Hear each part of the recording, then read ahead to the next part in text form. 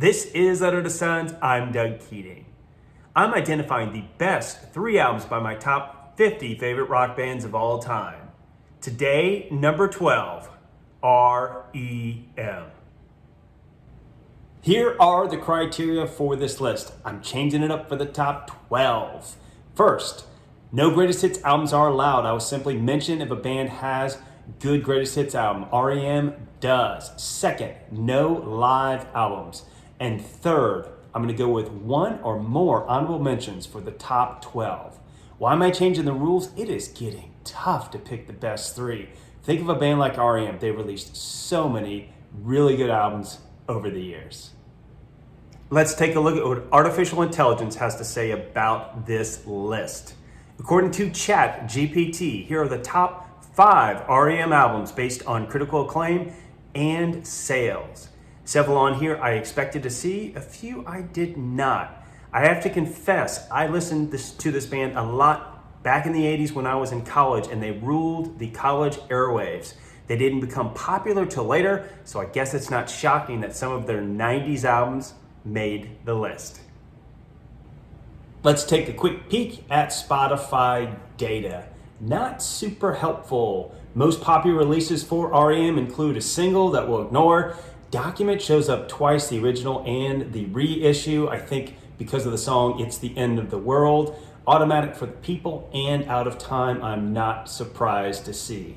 Not the most helpful data set, which is unfortunate because picking REM's best albums can be challenging.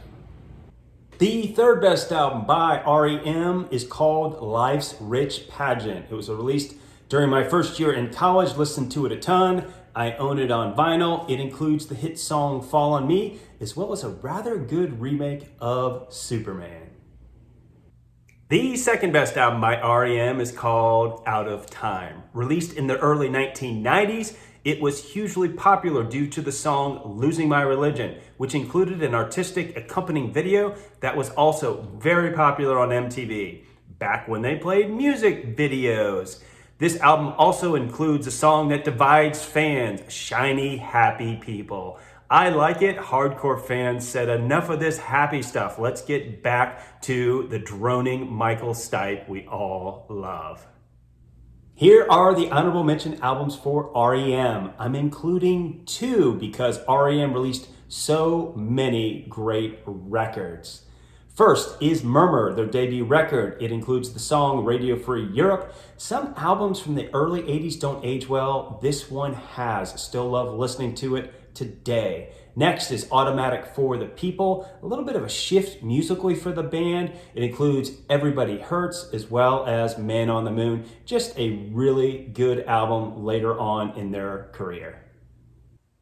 The best album by REM is their second record called Reckoning. To me, it is the quintessential REM album.